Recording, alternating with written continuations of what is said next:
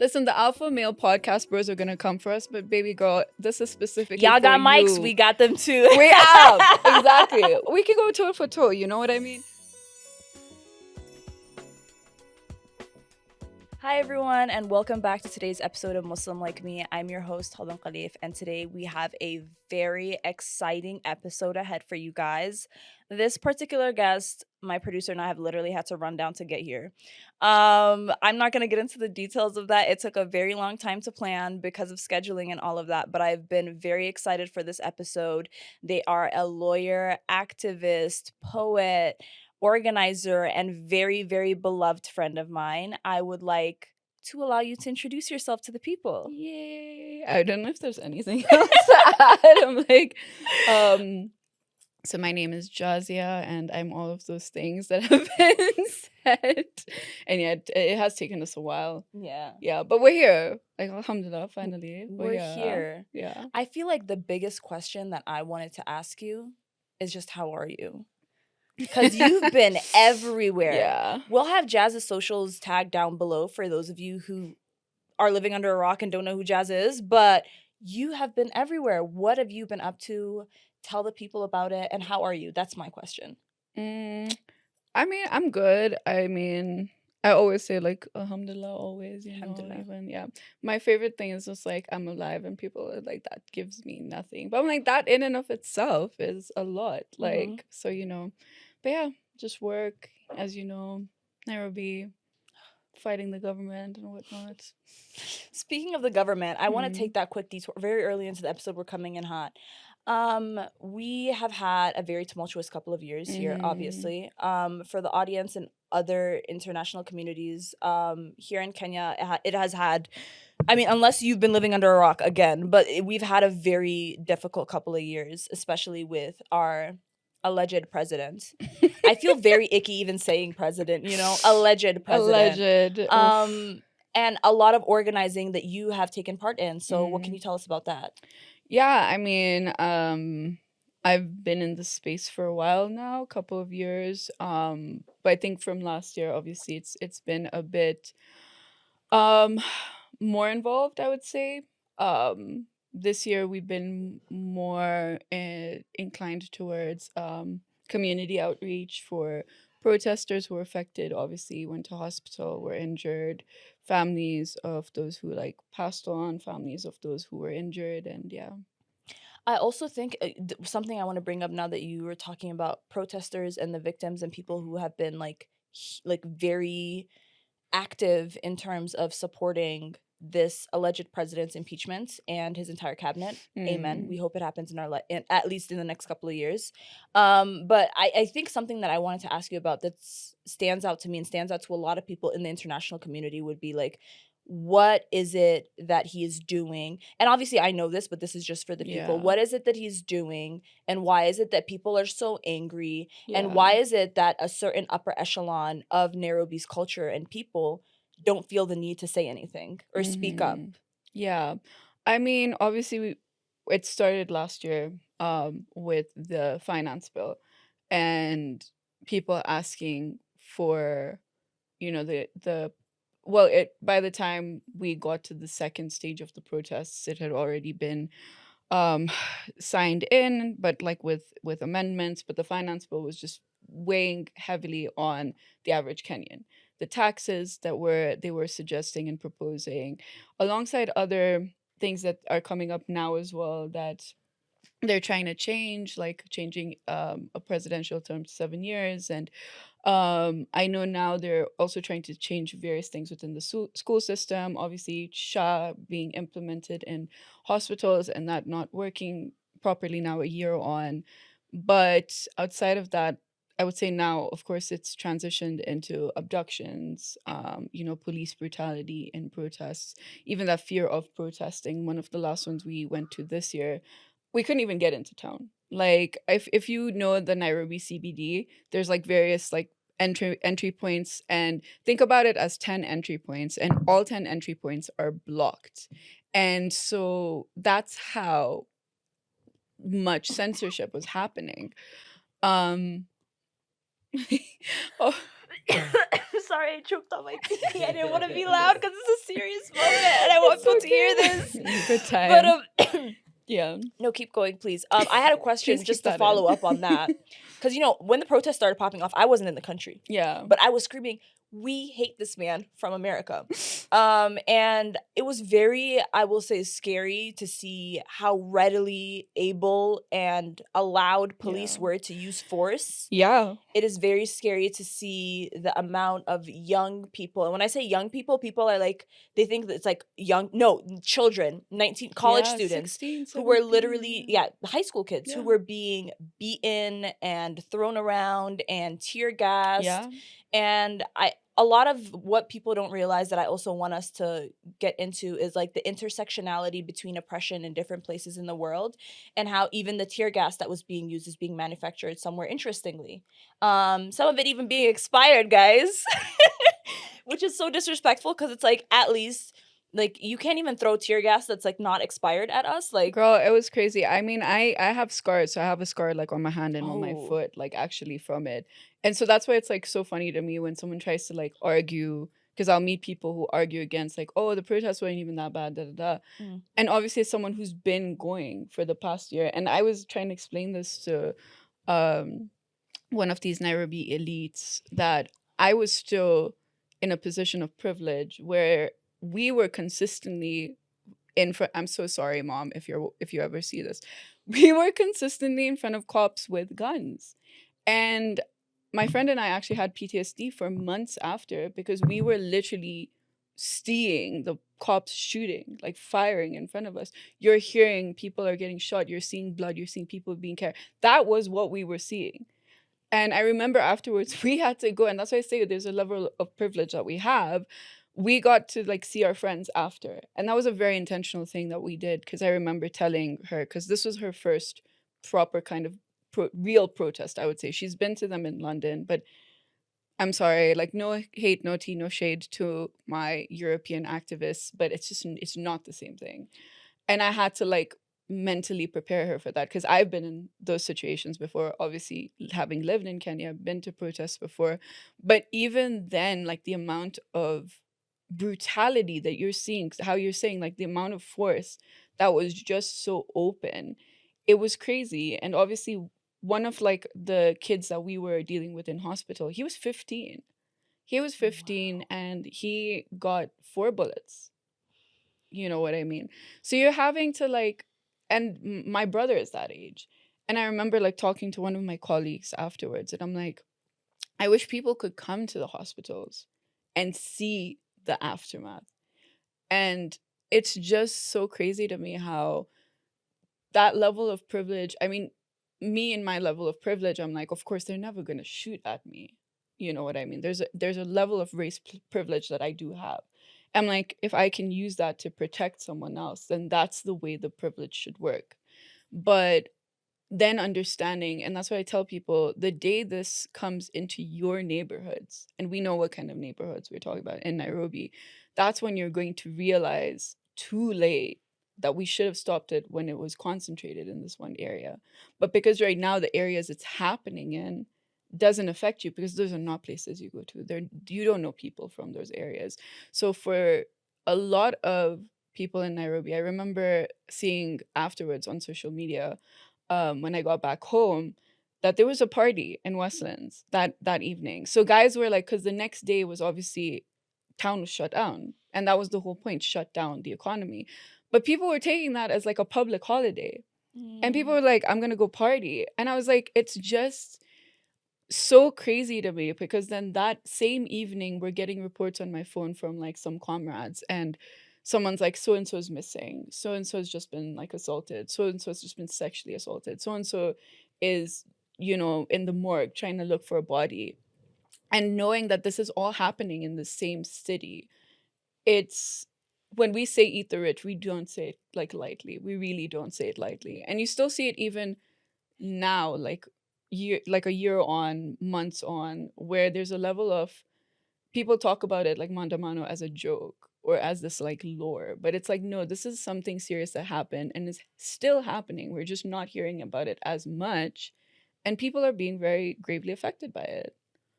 100%. I think what's crazy to me, and we've had these conversations a lot. Yeah. All of us have had with many different people over the past, I can say, almost year and a half. And the people I talk to who happen to be of certain social economic status always do have very interesting takes, which is like, this doesn't affect me. And it does beg the question, like you said, when it does affect you, how will you react? And I think that that's what's lost on a lot of people, is that it doesn't stop with a certain tax bracket. It doesn't stop with a certain age demographic. It doesn't stop with a certain race. This will continue until we are literally living in a police state, guys, unless you guys choose to do something about it. And I Mhm. think meaningful change is something that some people are trying to do but don't know how to do. What would you suggest for the average everyday person Mhm. who happens to be of a family of like wealth or whatever, but wants to contribute and help the Yeah. cause but doesn't know how to? I think it's like smaller things. Like someone was saying this yesterday at our event, like um and there was a comment that was made in passing where it's like a lot is not done by us just sitting here and talking about these things, Mhm. because we had a fundraiser and a poetry show, and I'm like, actually there is a lot of power in just coming and talking. It's something as simple as educating yourself, even if you don't understand why are people angry, why is this bad in the long term, understanding that this is maybe not affecting you, but it is affecting someone else. And obviously we Mhm. have like various centers that you can also, donate to, put your time into next protest. Like, I understand some people who are like, I can't go because of certain safety reasons, and I get it as someone who's now been, to the protests and seen how bad it does get. But at the same time, I'm like, you have to ask yourself, what risk is going to be worth the reward? And so if that means like sacrificing your finances, then that's good. We still have people in hospital. We still have bodies that have not been released that are in the morgues, and whatnot. So yeah. Kenise said, film at home. It's aesthetic, she said. Your house is cute, she said. These are Somalis, bro. They will always be loud. I think I really relate to the idea of, because again, like obviously I have a certain level of privilege that most people don't have, and so I had to sit with myself and be very critical of my own ability to contribute to Yeah. the cause. And I mean, obviously I'm not new to this, I'm true to this. I know ball when it comes to activism, don't play with me.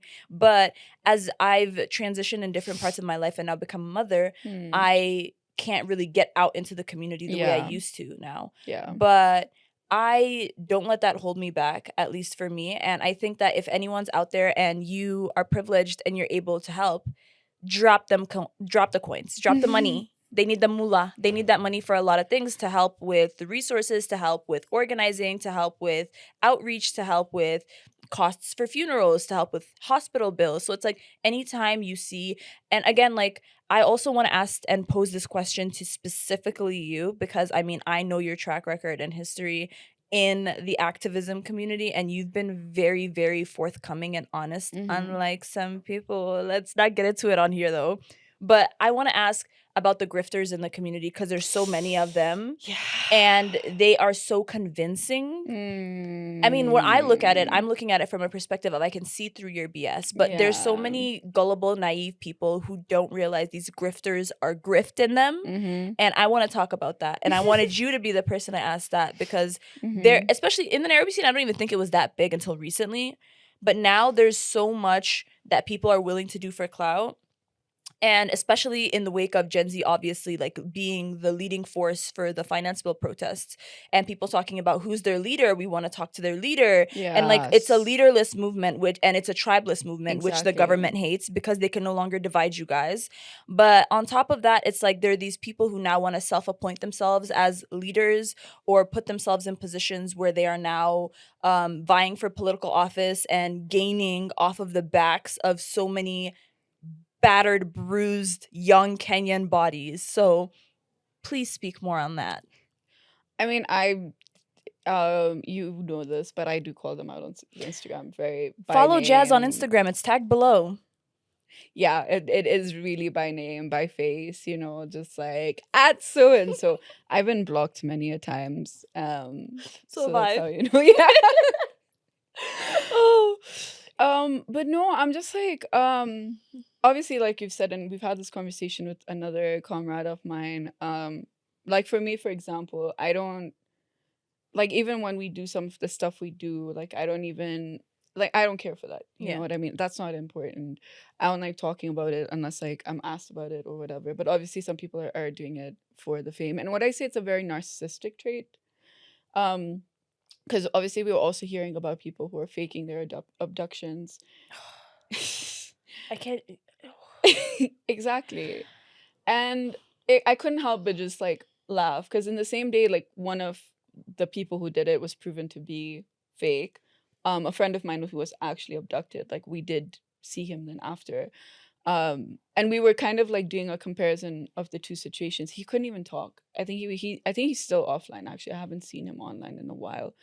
Mind you, this is last year's protest. So meanwhile, you have other people who were abducted and they're here doing like press releases and they're, done up and da da da. And I'm like, I don't know how to explain to Dressed in their you best suit, and that's not a pun.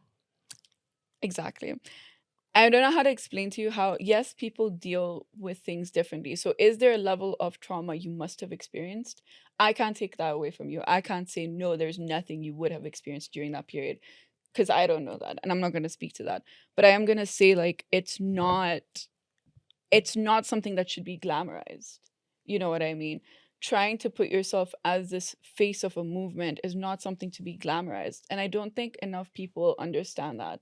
Mm-hmm. The reason why we have certain faces in movements, and we've seen that now with, for example, the flotillas. We've seen a lot of celebrities going to Gaza on the flotillas, not because, and I'm sure, again, I'm not going to speak for everyone. I'm so sure some people there are, I've seen a few influencers there, and I'm like, side eye. But there's some people who are there who are not there for the fame, but it's like, my image is literally going to protect the people who are not well known and this cause and movement, which is a completely different thing from I want to be the face of Mm-hmm. this cause and movement.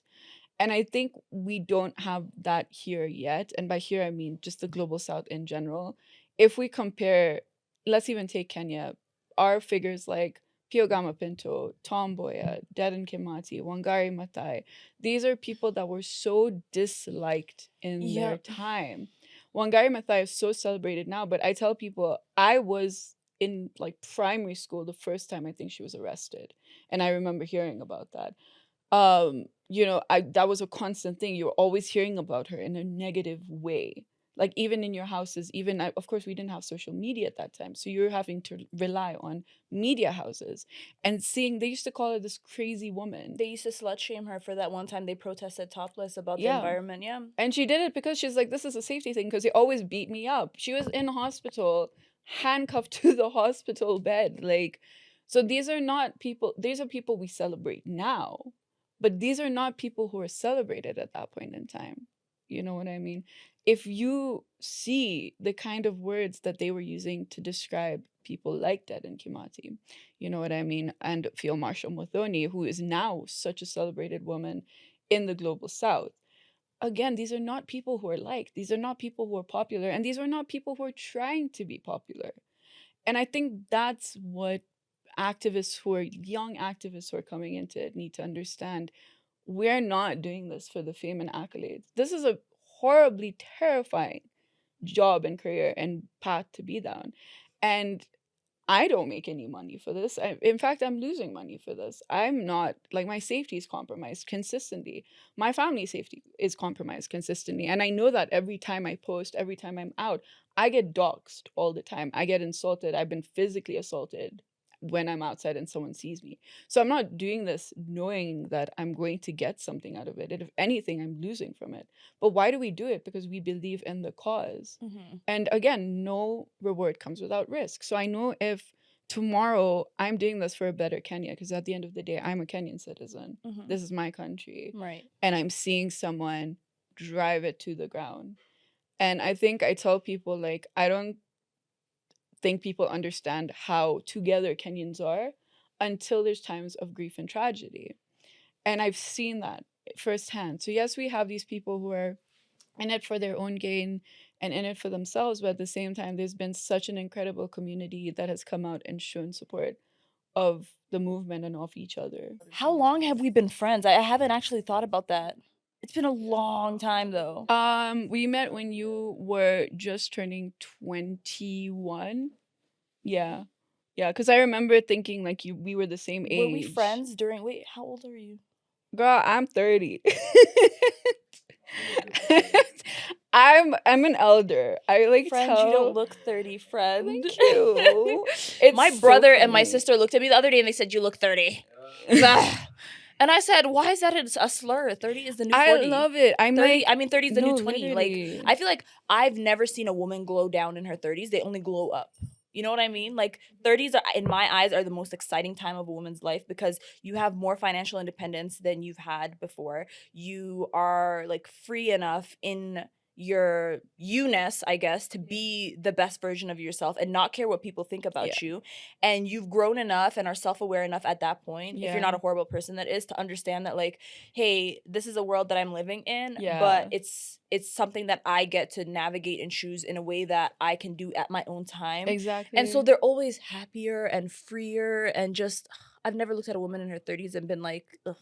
Yeah. Men, the propaganda doesn't work anymore. Like the propaganda used to work. It doesn't work anymore. Women in their 30s are so fun. Like every woman in her 30s I know is living her best life. And it's like, I love to see it. Period. Yeah. But yeah, we've been friends for a hot minute. And wait, when I was turning 21, were we friends when I was doing the Justice for Noda thing? Yeah. That's why, like, I think that's how we met. No, I was 19 then. Oh, shoot. Okay, that's quite. Yeah, I was 19 then, right? Okay, we were like Instagram friends then at that point, but when we started like talking and hanging out, I think I was 21. yeah. Justice for, I feel like, okay, so that's the first protest I ever really, not me interviewing myself, ew, but like to bring that up as a point, I feel like that's the first. So when was your first protest? Now that you've asked. Okay, but what I feel like in that context, and first of all, if you ever do end up watching this, Hada, I love you, Habibti, mwah, you are the best. She's the co-organizer of that protest. Hala and I went through backflips to make that happen. There were so many permits. And I just think in this country, something that you realize very quickly as an organizer is how many roadblocks are there to stop you and how many fake ones they magically abracadabra up on the day of a protest. And because she and I were like very vigilant in telling people like, please take care of yourselves and all of that, but this will be a peaceful protest. And like we were very firm on this is a peaceful protest. We had to go to we had to get a certificate from the environmental department, from NEMA. We had to get one for noise. We had to get like basically from 5-6 different ones, and then a sign off from the police head in the area. And I was just like, this is a lot. And then once we got those, a guy still showed up and still shut us down. And we had to move our location to I think it was Hala's family home at the time. And it was just so annoying because like we weeks on weeks we're planning this, we're organizing, we had human rights organizations involved. It was a whole thing. So it's like, for also again, Amnesty International's rep who was there was like, this is a devastation for human rights. Like think a rep from Amnesty saying that about the way Kenyan police and Kenyan governance is treating activism, like. And that's just was my first experience as an activist at the ripe age of 19. So it's like you have become accustomed to this. But what would you say as, I would say, more like advice to younger organizers who feel really overwhelmed or feel like every door they open just has another one behind it like a Russian doll?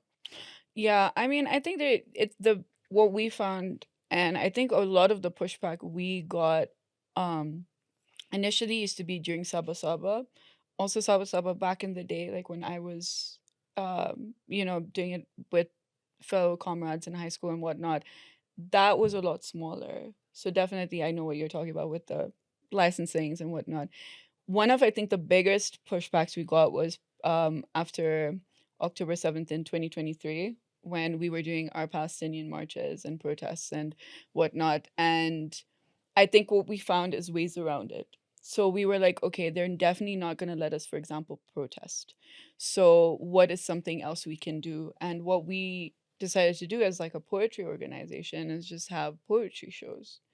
And like I said, that's also still a fear we always have when we do our fundraising shows, where it's like there might be someone, because it's happened a couple of times, because they know the spaces we're in as well. So I think it's always like have that in the back of your mind.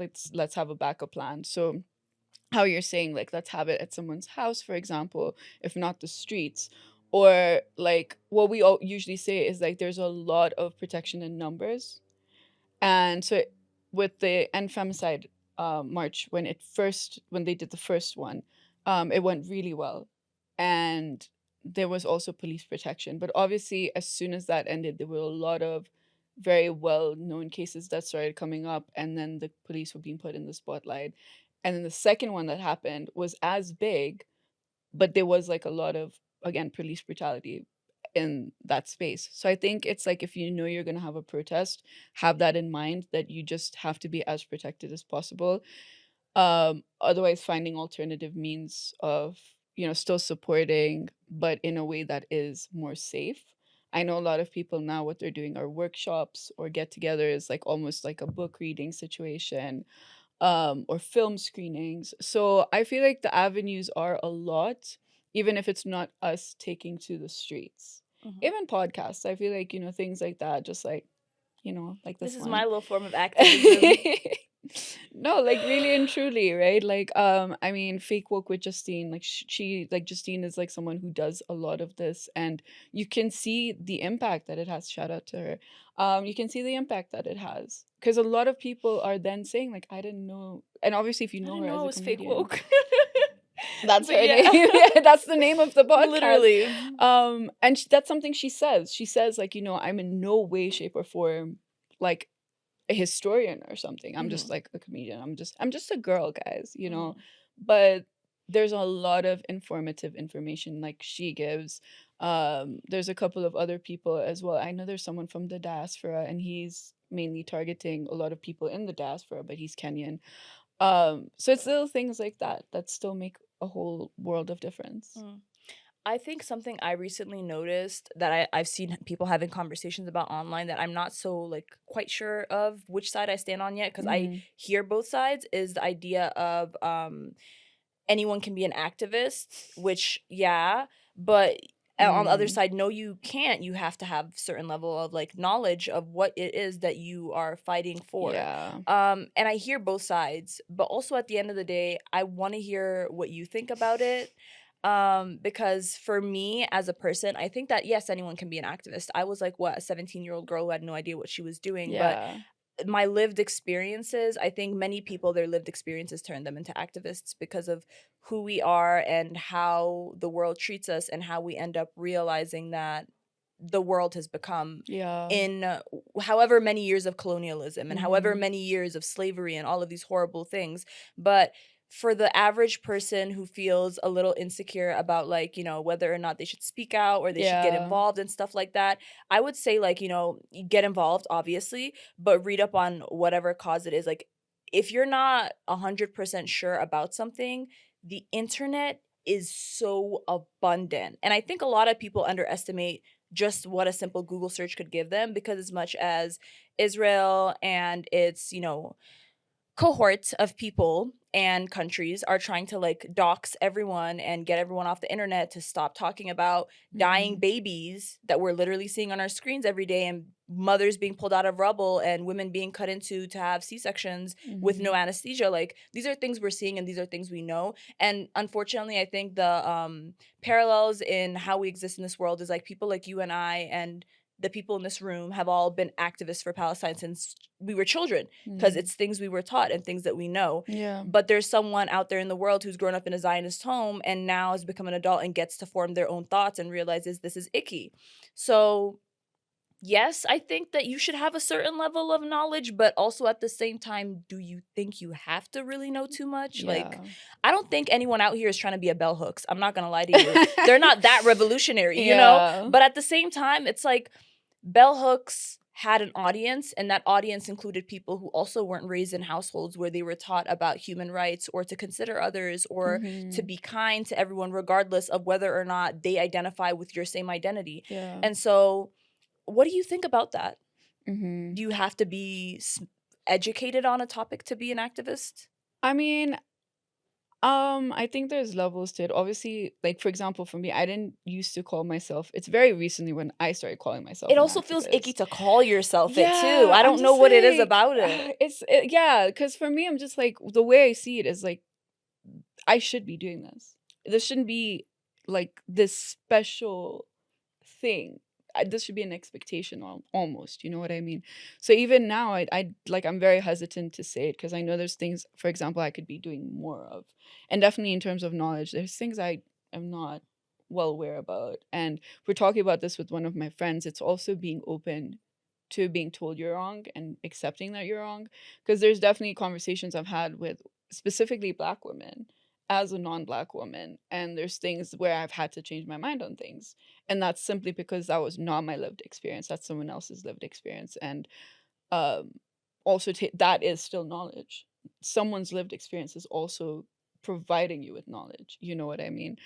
I think what it should be is a level of awareness. And I was actually talking to someone, and he comes from a specific background, and he's very recently now coming into this activist space, or trying to. And he went for something where I'm very critical of that space, just because I think it's just a bunch of elitists who want to get together and drink and say that they're being Jazz is intellectuals. usually always right. Sometimes. Always. So he was asking me what I thought about them, and I'm very blunt. But my thing is like, I will tell you my opinion, and you can decide what you want to do, and that's something that's very new.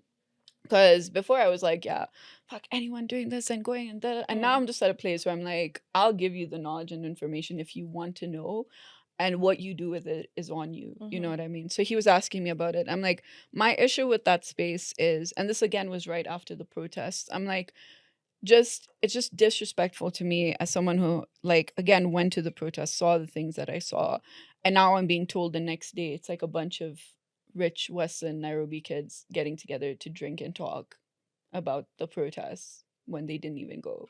Wow. And I was just like, things like that obviously make me upset, because I'm just like, it's not like virtue signaling in terms of I'm better than you because I went, but it's something as simple as, why are you not giving the platform then to someone who should be there? You know what I mean? Like Rex's mom, or Boniface's partner, of course, if they want to, but it's like putting these figures there. You don't need to be there.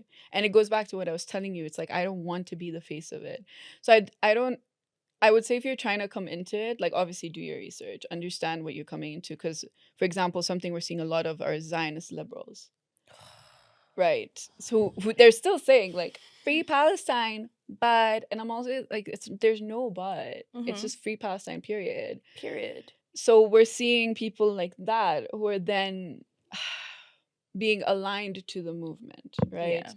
And these are, when we still know, like, and I've been told I'm very radical, I'm very extremist in that regard, because like there's things I say, like I fuck with the resistance. We don't condemn Hamas here. Exactly. And that's not something I'm gonna be shy to say. You know what I mean? This will be a very interesting conversation when an agent knocks on my door in a couple of days. But it is what it is, we guys. don't condemn Hamas. Listen, and I tell people this all the time. I'm Kenyan. Okay, now I'm like directly talking to you guys. Guys, we are Kenyan. Okay, the Mau Mau were considered terrorists for the law. It was very recently in the 21st century when Kenya stopped recognizing the Mau Mau as terrorists. Okay, if we were here, oh, it's okay, she's fine. He thinks this is such a cool moment to be here.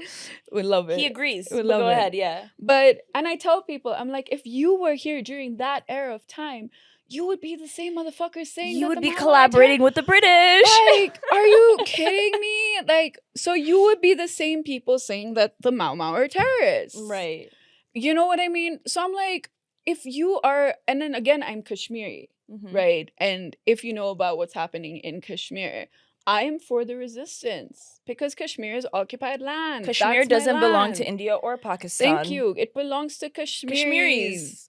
So I'm just like, that's my experience. You know what I mean? So for me, when I'm saying these things, I'm saying it from a place of passion and a place of, I can't go back home. I can't go back to Kashmir for a very specific reason. When people are like, go back home, I'm like, where? They took my fucking land, bro. Like, where do you want me to fucking go? Like, Aga Khan Hospital, my dude. Like, I mean, if you want to buy me land in Kashmir, like, I'll go back, like, happily. But it's so stupid. It's such a stupid, like, thought process. So I think my favorite thing to hear from colonizers is go back home, because we wouldn't have had to go anywhere we wouldn't have had if to you leave. stayed home. Exactly. You should have stayed home That's what with I'm your saying. plague-ridden diseases. Like, we taught you how to shower, we raised your children, we made you trillions and trillions and trillions in money off of our labor.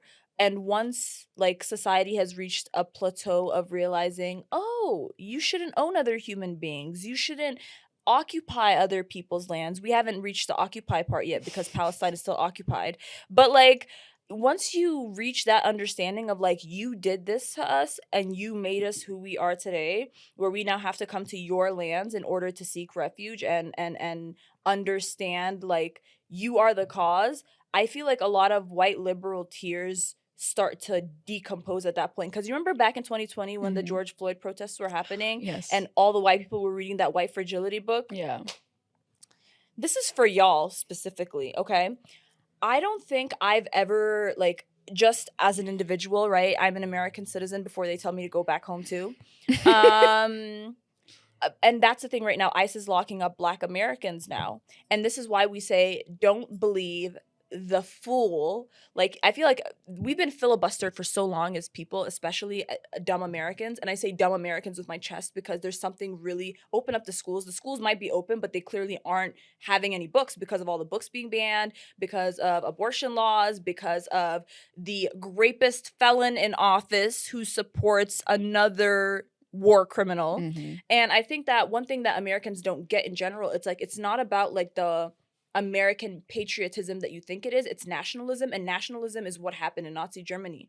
And people don't know how to separate the idea between patriotic love for your home country Yeah. to nationalist hate that's xenophobic. Yeah. And intrinsically in Kenyan society, like we were talking about earlier off camera, Yeah. like, there's a lot of xenophobia in this country that I don't think we will become prepared enough to discuss even in the next decade, because a lot of xenophobia that I've witnessed specifically, like, in Kenyan spaces, Yeah. has never been targeted towards, I think, like, I don't want to use this word, let me find another word, the not best parts of different cultures. Okay. And I'll say this, like, the other day a law was passed in Somalia. I don't know if you're aware of it, but this law basically bans adult men from marrying any child under the age of 18. Mhm. America doesn't have a nationwide law like that yet, but they were the first to open their mouth and be like, are they just now recognizing that people under the age of 18 are, you don't even, in America there are certain states where a judge has to sign off and a parent just says, I've given her away, and she could get married to a grown man today, right? But and in Somalia, it's like there are cultural differences and all of that people have, but at the same time, I've seen at least like 15 TikToks of old men. And when I tell you old, I don't even just my grandfather's uncle's age, right? I know that these men have grandchildren. I know that these men have great grandchildren, and they are still out to marry 7 and 8-year-olds. And they were crying on the internet saying, this isn't Islam, this isn't Islam. Let me tell you something. Saudi Wahhabism isn't Islam either. And I think a lot of people don't understand that. And people like us obviously have had these conversations about Islam and our cultures, and Islam and what's acceptable versus what has been indoctrinated in us by Saudi Arabia so successfully. And I hope that, like, this reaches its target audience. Islam does not support pedophilia, and it's never supported pedophilia, and it never will support pedophilia. Just because you, as a sick old man, think that some 9-year-old girl is good as a child bride, and that her not eating for 3 days is her being shy as a bride, my brain cells hurt. But, like, just because that's your thought process, it doesn't mean that that's actual reality, and that is not Islam.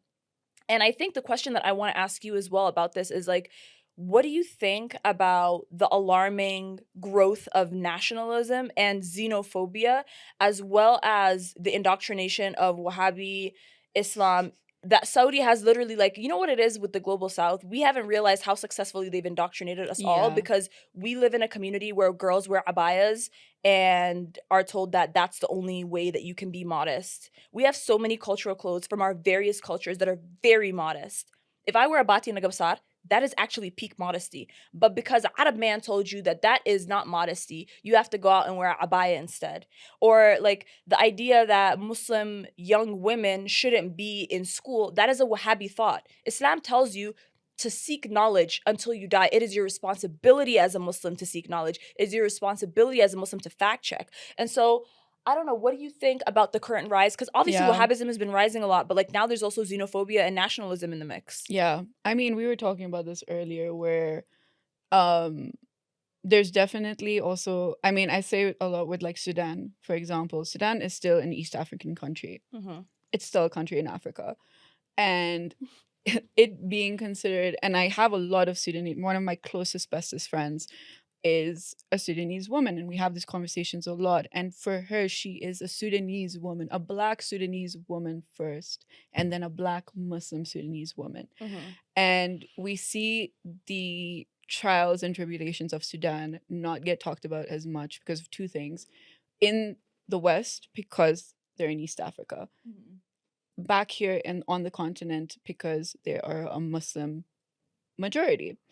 There's a level of intrinsic Islamophobia that exists within xenophobia, but also there's a level of intrinsic Arab xenophobia that exists with non-Arabs. And how Right. you were saying, like, I remember seeing this TikTok where someone was saying, it was a Pakistani man, and he was yelling at a Emirati man for buying coke, and he was refusing to sell it like he was working somewhere, and he was like being told by the guy, go and get me a coke, and he was saying no. Yeah. And they were making fun of him for saying no because Oh, of wow. Palestine, because he's saying it's on the boycott. I'm not doing that because it's on the boycott. And they were making fun of him, and I'm like, Because the genocide is so funny. Hardy, hardy, hard. but that's like, and one of the reasons why I'm like, I would not go to the UAE if I can avoid going to Saudi Arabia. Unfortunate, it just is unfortunate that Mecca is there. You know what I mean? If I can avoid going, I would. Why? Because, like you're saying, that is not the basis of Islam. And there's a lot of things that we hear about from the Arab world. My great grandmother is Saudi, but she came to Mombasa, and that's where she met her husband, who was a Swahili man. And over the generations, my family is married and intermarried a lot.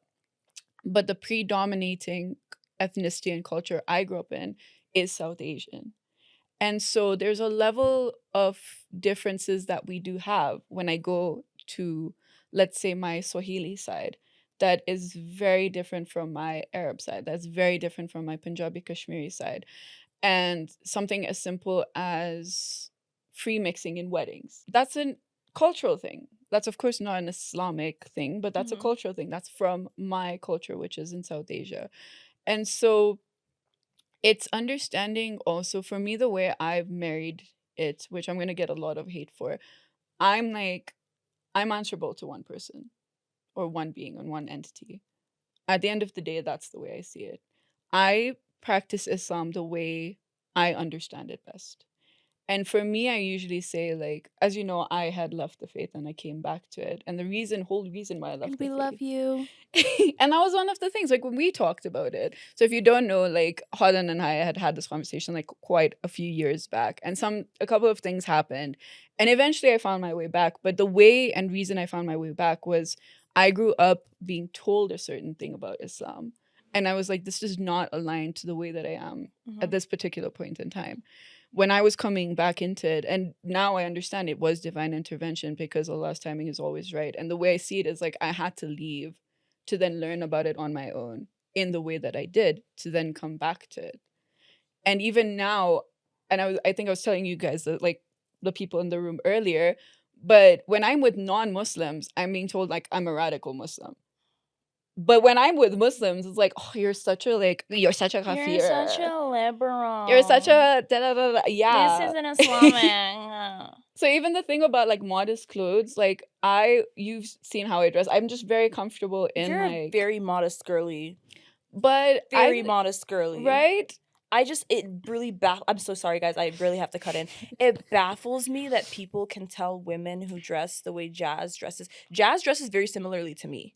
We're very like baggy pants, baggy skirts, Yeah. cute top here and there, like kind of girlies. Scarf, Scarf, yeah. jackets, like layers. We're very like layers kind of Yes. girlies. So it's Yeah. like people will still look at us, and this is why I say Wahhabism is a disease, right?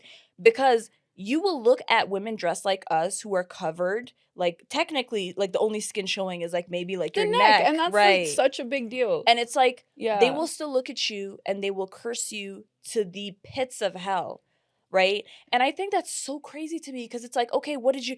Because also you can't really win with them. You cover up, they criticize. You take it off, they criticize. You decide that you no longer want to share it on the internet, they criticize. Yeah. It's like, I think one thing I realized that you really mentioned that I think a lot of young people are starting to understand is I practice Islam for Allah, I don't practice it for a person. I'm a Muslim for God, I'm not a Muslim for people. Yep.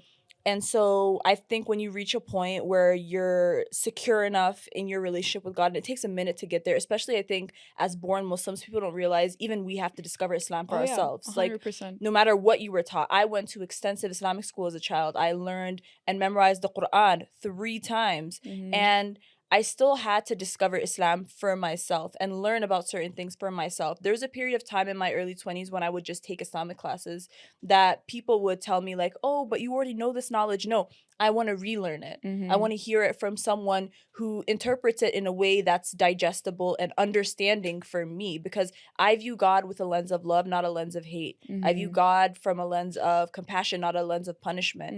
And I think God is how you see him. And I think that in the Muslim community, we've been so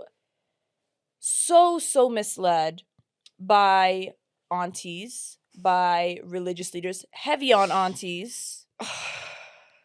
Because one thing I've realized also, I hope we're not becoming that, and I really, really, No, really, we're the cool ones. we are going to be aunties that don't inflict so much body dysmorphia, trauma, hate, projection onto young women. Because now that I'm at the age that certain aunts were at, I'm like, actually, I don't know why you did that. Why did you do that? Why did you say that? Weirdo. It's weird behavior. I'm 26. I could never look at a 10-year-old girl and say, you look fat. What is wrong with you? I could never look at a 10-year-old girl and be like, you know what? You're a little dark. Here's this cream. Try it. Like, go cover up. Your uncle is watching. Your uncle is watching. What is your uncle looking at? I had an auntie tell my cousin once, go cover up, and I found out it's just because her husband was looking at me. I was like, why is that a me problem? And it's so, we don't talk about the sexualization of young girls, and especially like women of color. Like as people of color, like whatever side, whether it's the global south, Asia, whatever, there's a certain sexualization that exists, which is also why, going back to like why older men then think it's okay for me to be with this young girl, not young woman, young girl. And you know what a really good analogy is? Like, I don't know if you've seen like in America, this girl called David Celeste, like he's a singer. Yes. I was following. Stephanie Sue made an episode on it. Girl, it's in my watch later. But I know what he did. Yeah. But the way that, and we see it also with how like Palestine gets talked about with Hind, this young woman, that's a child. Right. That's a child. Listen, I'm 30 as well now, and I look at it and I'm like, anyone younger than 18, 17, like actually 18, if you have teen in your age, you are a child to me. 19 is still a baby. You're a child. That 50-year-old man, other 50-year-old women wouldn't touch him with a 10-foot pole, and that's why he's systematically trying to groom you into becoming the woman who will tolerate his BS. Listen, the alpha male podcast bros are gonna come for us, but baby girl, this is specifically y'all got for mics, you. we got them too. We have, exactly. We can go toe to toe. We can go toe for toe. You know what I mean? But girl, I always ask myself when I'm dating a man, why is another woman not dating him?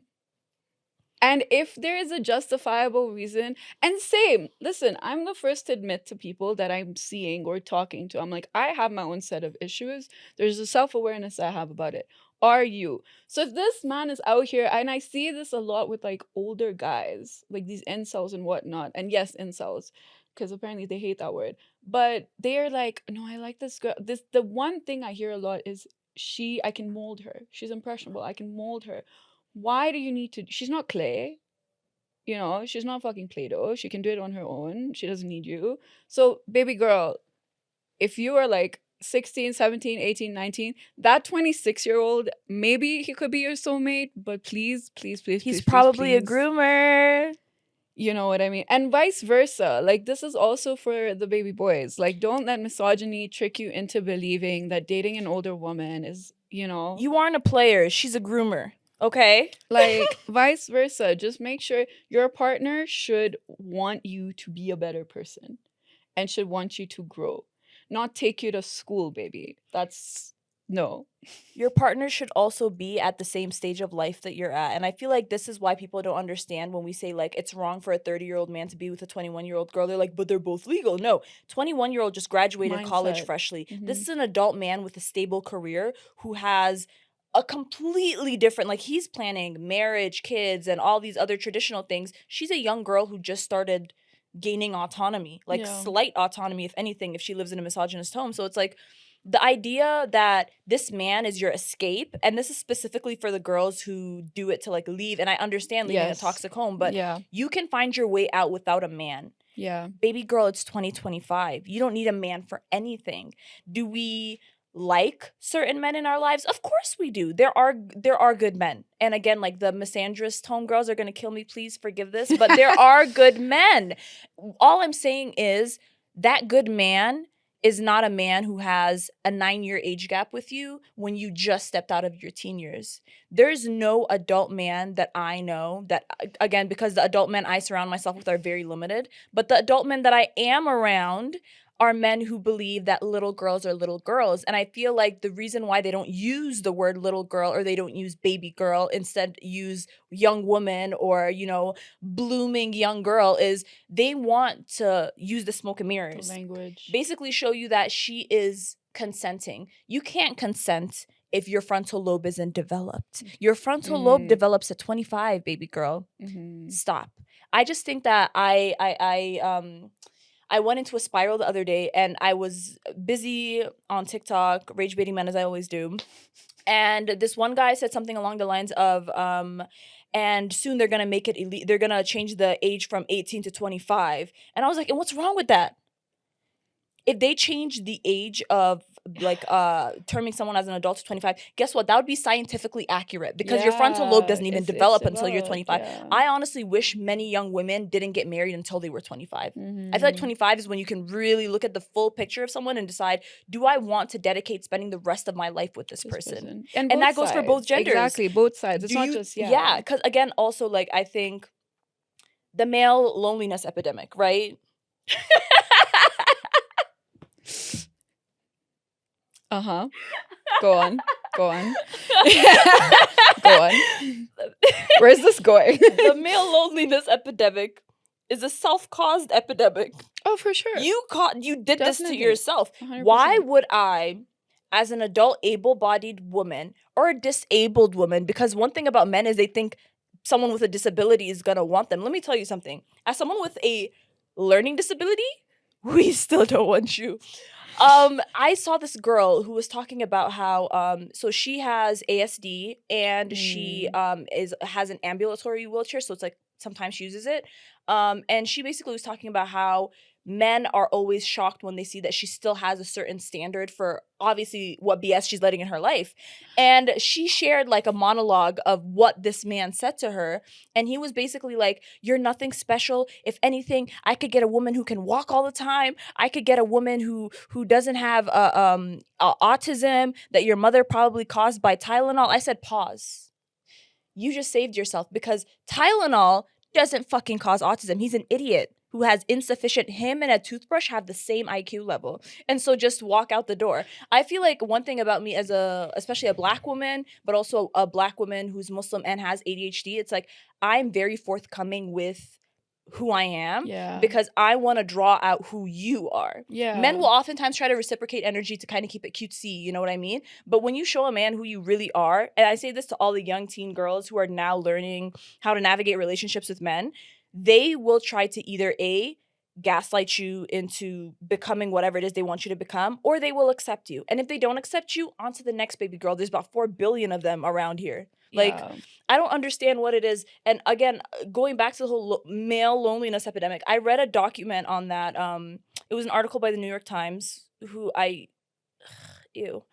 But yeah, the New York Times, basically, they're disgusting. But they said that the male loneliness epidemic is at par now with the childless, the like women who aren't giving birth rates. Childless, yeah. And I said, I feel like what we're not asking is the important question, and it's why would women rather be single than be with these men? Why would women rather, even women who want children, rather adopt than have children with these men? And the answer is so simple. It's rooted in the fact that a lot of these men don't understand that to be in a relationship doesn't mean like it's not the 1950s. You're not going to control whether or not she gets the children. You're not going to control whether or not she has the willpower to have a divorce. You're not going to get to control these things. And so without control, a lot of them don't have the emotional intuition to be in a relationship with a woman the same age as them, with the same level of stature. Because think about it right now. Think about the worst man you know. If he had a woman who made the same money that he does, has the same social life that he does everything that he does, he would run. He would cheat on her with everyone with eyes and then run. Because that's just the idea of like creating an epidemic for yourself and creating sympathy and empathy around men not getting women, when where the real sympathy and empathy should be is with femicide survivors, with women who have had their mothers ripped away from them by fathers who killed them, by women who have been raped, by women who have been SA'd. And it's like the lack of empathy and sympathy for women will always be found in the over analyzing and over explaining and over intellectualizing of men's horrible choices. Yeah. But what I found with that is, and I had this conversation with a male friend, and I'm not excusing it because it's still not an excuse. It's because as women, we know what the worst thing can happen if I go on a date with this man. And a friend of mine and I were talking about this when it was the man versus bear argument. He was like, I don't understand why. And he was genuinely saying it like, I don't understand why women are picking the bear. Da da da da da. And I was like, okay, let's think about it this way. What's the worst thing you think can happen on a date? He's like, and he said it as a joke, she robs me. I'm like, yeah, babe, for me, it's like he's gonna kill me. When I am meeting someone, even if it's a friend, I'm like sharing that location with my girlies. Like they know where I am, they know details. Like if I'm getting into a cab, like my parents know I'm in a cab now. Like there's a level of safety precaution I have to take as a woman. And oftentimes it's like the argument to that is like, not all men. I'm like, yeah, we're not saying it's all men, but it's enough men. I was walking down the street the other day and my skirt had like a little slit in it. This man fully turned around, like, Yanni, like, I'm surprised his neck didn't break. It was some exorcist shit. I'm like, how is your head turning around 360 degrees, sir? Like, that's insane to me. And mind you, he was driving a truck. I'm like, if this truck crashes, like, you know, in the back of my head, I'm like, okay, I'm this fine, but holy fucking shit, you know what I mean? But that's what I'm saying. It's like as like a woman, that's things you have to think about. Yeah. And when people are like, "Ooh, it's because you want that attention," I'm like, I can assure you, I do not. I don't. So it's this level of lack of understanding.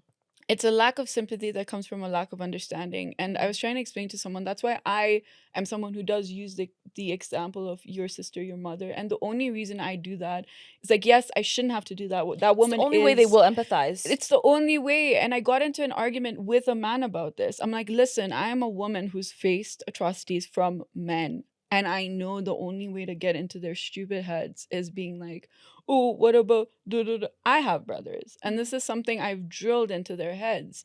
And the argument of, no, you should tell them that women are humans. Of course, they know that. But at the same time, it's like, you They don't need give to a shit. like, that's the thing. And I'm like, that's just the truth of the matter. And you know what? If me saying your mother, your sister, what if that was me, da da da, if that makes you help that woman and put that woman in a safe position, I will do it. I'm sorry. If you're offended by that, you can find a different way for yourself. That's the way I found that works. So it is what it is. No, I hear that. Yeah. And I think that there's a lot to say on that, but we're going to put a pin in it. By the way, for the viewers, this may seem like a very like well put together conversation between two friends, but like this is our average phone call for Jazz and I, and I'm just happy that I get to share this gem of a human being with all of you. The purpose of Muslim Like Me to begin with, why I started this podcast, even though it was an ADHD hobby to begin with, I started this because I want people to understand there are many facets of being a Muslim, and that being a Muslim doesn't just look like one specific thing. Yeah. It isn't Wahhabism. But anyways, who said that?